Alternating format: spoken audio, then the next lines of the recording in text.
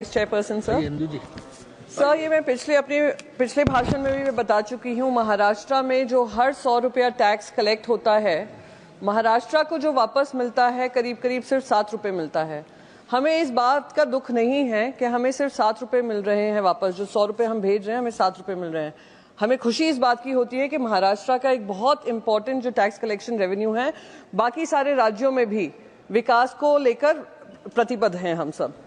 पर अगर आज हम महाराष्ट्र की वास्तविक स्थिति बताएंगे तो हमें कहीं ना कहीं अब लगता है कि क्यों हमारे साथ बार बार ये अन्याय किया जाता है। पिछले साल 2000 से ज्यादा हमारे किसानों ने आत्महत्या की है, सिर्फ महाराष्ट्र में ही एक साल में। महिलाओं को इलेक्शन के समय 2100 रुपए का वादा किया गया था, इलेक्शन गया, वादा खत्म, 1500 रुपए जो कहा था वो भी अब तक देने में उनको विफलता मिल रही है। करीब 17% ऐसे लोग हैं जो बिलो पॉवर्टी लाइन हैं, 17% महाराष्ट्र में। अनएम्प्लॉयमेंट जो है 10% के दर से ऊपर है, और जो सैलरीड एम्प्लॉयज हैं वो भी घट गए हैं। मैडम, जब पुलिस जॉब्स की नौकरी का एड आता है तो उसमें लाखों की तादाद में लोग अप्लाई करते हैं, तो आप वास्तविक स्थिति समझ सकती हैं क्या है। सी लेवल के जॉब्स भी जो हैं उसमें लाखों की संख्या में एप्लीकेशंस आते हैं। तो यहाँ पर जब बजट हर बार मेरा तो ये 5 साल हो गए पार्लियामेंट में, महाराष्ट्र को लेकर हमेशा महाराष्ट्र को बजट में दरकिनार किया जाता है। क्या महाराष्ट्र से दिक्कत है मुझे समझ में नहीं आता है। पर मैं आपका ध्यान एक इम्पॉर्टेंट मुद्दे पे रखना चाहूंगी, जो सेस एंड सरचार्जेस हैं। सेस एंड सरचार्जेस वो ऐसे कलेक्शन होते हैं सेंट्रल गवर्नमेंट के जो ग्रॉस टैक्स रेवेन्यू में से डिविजिबल पूल में नहीं आते हैं।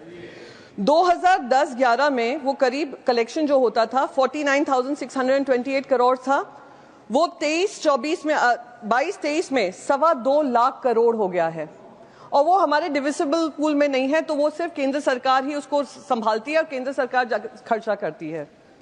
उसका जो शेयर था ग्रॉस टैक्स रेवेन्यू में 6.26% होता था पूरे ग्रॉस टैक्स रेवेन्यू में, बाकी सारा डिविजिबल पूल में जाता था। अब 14.5% हो गया है।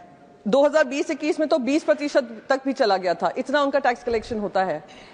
खुद 15 फाइनेंस कमीशन ने इसके ऊपर कंसर्न जताया है।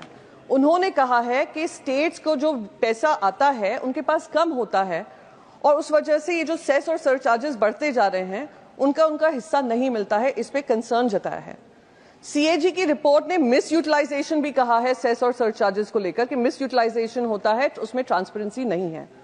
मेरी बस एक ही मांग है कि सारे राज्यों के साथ इंसाफ होना चाहिए। ये जो सेस और सरचार्ज बढ़ते जा रहे हैं उस पर पाबंदी लगानी चाहिए, या तो रिस्ट्रिक्शंस लाएं, रैशनलाइजेशन लाएं, या उसको खत्म करें, और अगर खत्म नहीं कर सकते हैं तो उसको भी डिविजिबल पूल का एक हिस्सा बनाएं। बस इन्हीं शब्दों के साथ मैं अपनी बात खत्म करना चाहूंगी।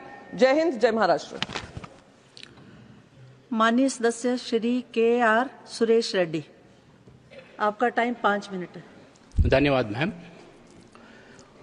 The finance bill is a grand finale for the budget session, ma'am.